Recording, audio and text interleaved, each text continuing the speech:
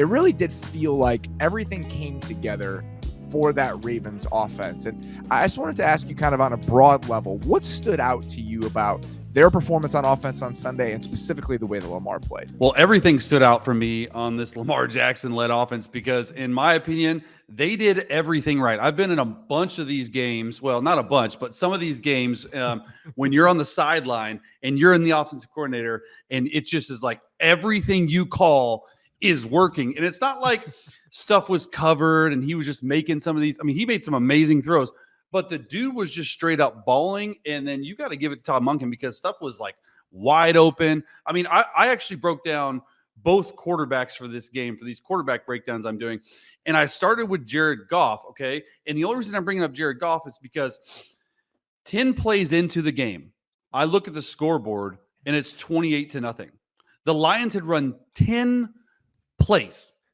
How do you play quarterback if you're on the other side of what Lamar Jackson did? I mean, it's not like, first of all, you're one-dimensional. Like, you got to throw the ball every time. So like what Lamar did to me, which separated, like he had been playing honestly pretty well all season long. Everyone knows what that defense is doing. I mean, that Ravens defense is number one in almost every category, which unequivocally, in my opinion right now, the best defense. So when you have a defense like that and you have a new offensive coordinator, you have a little bit of time to sort of get going and figure out what you're good at, figure out what your identity is out. And boy, did they ever figure it out right now. And it's just like Lamar Jackson. The only thing I had an issue with early in the year, because I've actually watched Lamar and I've really just watched his growth within the offense, was those receivers.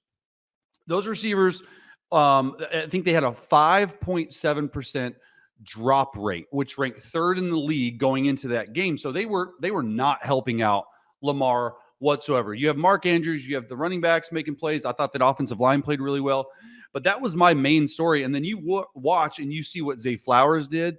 OBJ had a couple catches for some big yards. And then honestly, in my humble opinion, I hadn't watched a lot of them, but Rashad Bateman looked like a guy. And he probably had his best game in terms of what he put out on film. Even if he wasn't like getting the ball, the route running that I saw, the speed, the explosiveness, it was his best game in a Raven uniform by far. I think that trio on the field healthy together, how different it feels to watch the Ravens offense when you have those guys out there compared to what it felt like last year, for example. It's just night and day. The play that I go back to is there's several of them, but the third and long on the deep comeback route that Zay Flowers hit, and how the fact that is wide open because of how he's threatening the corner vertically. Yeah. That amount of just juice, speed, explosiveness that they have when all three of those guys are out there at the same time is night and day when you compare it to the Ravens offenses over the last couple of years. Well, and then that's what you want as a quarterback. You have to have guys. I mean, they're sort of following that juice, that speed, that explosiveness of what KC had for a long time with Tyreek Hill and all those guys. And that's sort of the path they're going. And they're all pretty young guys other than OBJ, which OBJ is not going to ever be, again, in my opinion, some 10, 12, 15 target guy. When you got those other guys, he's a really good complement. I thought he made a lot of hay in the slot and did some good things in the middle of the field. But when you have that juice and you have Zay Flowers, and I go back to that comeback because, first of all, it looked like Lamar pocket passer. He'd been doing it and just like so easy. 1, 2, 3, 4, 5, one hitch, a little bit of air, doesn't have to drive it. It's wide open on the sideline. He makes a good catch. And then I just paused the film because I saw Dan Campbell standing legitimately right there with his little play call sheet attached to his belt, blowing in the wind. And the look on his face, he just looks back to the ref and looks at them. It's just like so pissed off. Like, that's the best thing. Like, when you're next level watching games, I'm sure you know, like, I like watching sideline stuff. Like, I get more like out watching sideline and just everything about that play, the way the Lions were playing, it just, the breath, just like the air went out of their lungs. And it was just like, man, it's going to be one of those days. I just love Zay Flowers. I think is going to be a really good player. I already love watching him play. The amount of gravity that he has also changes the way that they can play offense. When he's pulling safeties on these vertical routes, it creates so much space in the middle of the field. And for Lamar specifically, I think that's important because we underrate, I think, as like a football watching community, how good of a pure thrower he is to that area of the field. The first deep dig that he hit to Zay Flowers on the opening drive of the game, Oh, the touch he puts on that ball, over the the linebacker. arm angle within a condensing pocket in that moment. I've made this comparison a bunch of different times in the past, but the guy he reminds me of on some of those throws, he has like Stafford-esque elements to the way he throws the ball. Some of the Yeah. arm angle stuff, the way that he can put touch on those throws without stepping into him as the pocket is closing in around him. And that's why this is cool to watch, because you're getting to see so many more examples of him shining as that pure pocket passer within this offense. And if he can do that to this level, combined with sort of the off schedule playmaking, and he's not running as much, but I thought No. in this game, the examples of it were really telling. It's picking up 3 yards on 3rd and 3. It's Yep. buying a little bit more time in the pocket when something isn't there to find Nelson Aguilar for that touchdown. So it's not an offense built around his legs, but it's his legs selectively in high leverage moments compared with kind of an unearthed potential of him as a pocket passer that now we're really getting to fully understand for the first time. All of that together is exciting as hell.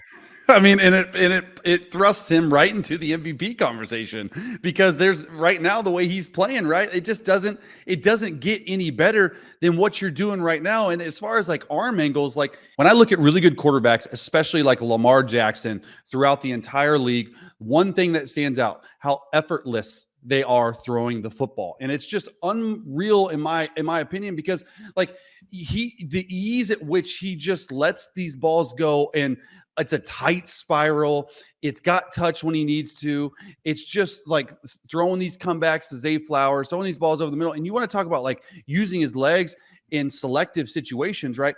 I had my phone out and I timed the play when I was breaking it down on the scramble for Nelson Aguilar, 8.5 seconds.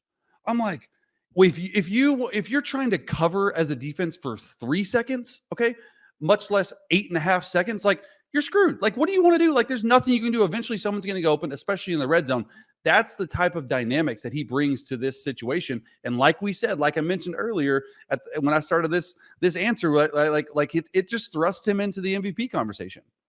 What I love is that it's also a subtle influence on the game, his legs, even if he's not the same type of runner and it's the same volume of running that we saw in years past. Dan Campbell came out after the game and said, we wanted to stop him from running the ball. That was the foundation of our defensive game plan. Yeah. And if you look at the way the Lions played, it was all man and cover 3.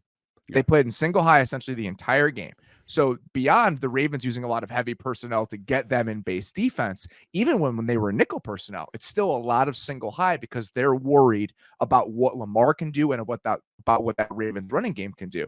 So that's just one more layer to them getting more opportunities and potentially taking advantage of more opportunities when they drop back to pass. So everything feels like it's coming together right now. And I wanted to ask you, because I was so excited about watching this offense. It was the number one thing I was looking forward to about the NFL this season. That's not an exaggeration, was what Lamar would look like with Todd Monken with these receivers. Yeah. And now we're starting to get glimpses of it. When you have that, when you have a wildly different personnel setting, when you have a new offensive coordinator, how long do you think it takes for it all to come together and for a quarterback to be truly comfortable with what that looks like? I know I'm sure it's different every time, but on a general level, I'm curious. Well, it's different by every situation. That's a great answer. And it really comes down to, at the end of the day, this offensive coordinator, Todd Monken, is he installing plays that only he knows and he brought from Georgia and he brought from those spots? Or is he really keeping a bulk of the offense that the Ravens did, especially the quarterback run game, the naked bootleg game, the play action game, which it looks like he has, and then putting his own spin on that? If that's the case, then Lamar feels really comfortable in it right away. And that looks like what it's happening right here. And maybe it's being coached a little bit differently to say, hey, just stay in the pocket a little bit longer. Let these routes develop. What I'm seeing that is different from last year in years past with Lamar, they're throwing more intermediate to deeper routes, right? In the middle of the field. I hadn't seen that from him. And I didn't break it down like all these last 2 or 3 years like you have, but I have not seen those deeper, like the dig route to Zay Flowers, or like the comeback. There was like a post comeback that he hit, or like all this different stuff. He's letting him throw these intermediate to deeper routes down the field, and no one wants to rush. You saw this like when Lamar was rolling, when Mike Vick was rolling, when Russell Wilson was back in his heyday, they all just must rush, right? And like no one wants to rush past Lamar. So when you must rush, if you have a good center and two guards, that's what we call it, must rush. You're looking at me like I'm crazy, but it's No, just like, I know hey, exactly. I know exactly what you're talking about. Yeah. keep everyone in the middle. And if you have a center and two guards that can just withstand that, and you have tackles that just like, hey, just hold your own, because they're going to try to come inside. They're not trying to go outside of you. It just gives you a lot more time in the pocket. And I've never understood that, because if you rush past Lamar, or you rush past Mike Vick in his prime, or Russell, they were going to make you pay with their legs. Nowadays, and now on this offense, with a little bit different, he's just standing in the pocket, and it's not just because he wants to be a pocket, because he has no pressure. Like, I don't know if it's the mush rushes from all these other teams. Is it because the offensive line, which we got to give credit, give them their flowers, they're playing really well too. And I don't know. That's the one I go back and forth on. I don't know what the difference is. When you were saying about the intermediate to deep routes developing, the offensive line is the first thing that I was going to mention. They were fantastic on Sunday. Yeah. And especially the interior. Morgan Moses had his moments with Aiden Hutchinson, who's playing at a Pro Bowl level. That's going to happen. But Ronnie Stanley being back and looking healthy, and then the interior of that offensive line, there were so many plays where you could pause it when he hits the top of his drop. And left to right, John Simpson, Tyler Linderbaum, the center, and Kevin Zeitler, the right guard. It's just a wall. He has so much space to operate. There was a play specifically, not necessarily a deep developing play, but the types of options they had within the offense. It was a 2nd and long. He reads it front side. Nothing's there. He's able to come all the way back to Rashad Bateman on the backside and hit him on 2nd and long for a first down. And so the deeper developing stuff, how deep he can get into his progression, everything changes when the offensive line is healthy and playing at the level that they are. And it's just one more example, in my opinion, of everything coming together at the same time. Pass catching personnel, design, Lamar's comfort, Lamar's ability, and the offensive line. Every single one of those boxes gets checked, and this team looks like it does. And like you mentioned, now we're having conversations about Lamar, where does he fit in the quarterback pecking order when you look at him in this sort of situation? I mean, he's absolutely right now in the conversation for the most valuable player in the NFL so far this year. Him, Josh Allen, Mahomes, maybe put Tua in there as well. But any discussion about the MVP right now through 7 weeks, I absolutely think has to include Lamar Jackson based on the way that he's played. He's on the short list without a doubt. And it brings you back to, okay, the MVP, that's great. But then I look at just the AFC in general, and it's not really the power class that we were thinking that it might have been, with the Bills sort of faltering. I know the Bengals have been on bye, so we didn't talk about them in 8 days, but they won 2 straight going into it. So they're going to be rolling. You get a healthy Joe Burrow back. That'll be an interesting division, like always. And then it's the Chiefs. And then who else? Like Miami. Okay, Miami. Yeah. Okay, Miami. But like, in my opinion right now, AFC, like the Ravens have to be the second best team in the AFC, right? I mean, like in terms of just like what they've been doing with the way their defense is playing, the way Lamar's trending up. I mean, you put the Dolphins in there too, but in my opinion, it's Chiefs, right? Chiefs. And then it's got to be like Ravens in there somewhere at 2 or 3. They're trending in the right direction. They were hurt at the beginning of the season. They've gotten progressively healthier. Buffalo's injury situation's going the other way. And even if I think Buffalo's offense will be fine, but I do think that this is worth talking about. And they're playing on Thursday night, so we'll have a national spotlight for them. And obviously Nate and I will break this down live after it happens. But Buffalo's struggled when teams have blitzed them recently. They just have not had very good answers. And so I think there's some things to look at with the offense, but mostly it's the injuries on defense. Baltimore's going the exact other direction. They've gotten healthier on defense. Their secondary has gotten back. So I just think on both sides of the ball right now, it's hard not to feel really good about them. But when it all comes down to it, it's number 8 and the way that he's operating with everything they're asking him to do. That's really the source of a lot of this excitement, because it answers so many questions about who can he be when you drop him into these sort of circumstances. The answer, one of the best players in the league, full stop. Easily. Yeah. Not even a question. I totally agree. There's nothing else to add, because it is at the end of the day. Like, I mean, that was probably the best performance of the week in terms of just like the most surprising performance. Cause I'm gonna be honest, I picked the Lions. I'm on NFL Networks on Friday on Total Access, and they asked me to pick games, which I hate picking games. I was like, all right, like the Lions are playing and rolling. And I'm just like, all right, the Lions. And then I don't think it says as much about the Lions as it does about what Baltimore and Lamar are doing. And for them to go in and beat a top 10. Okay, people forget about this. Like, I go back to it.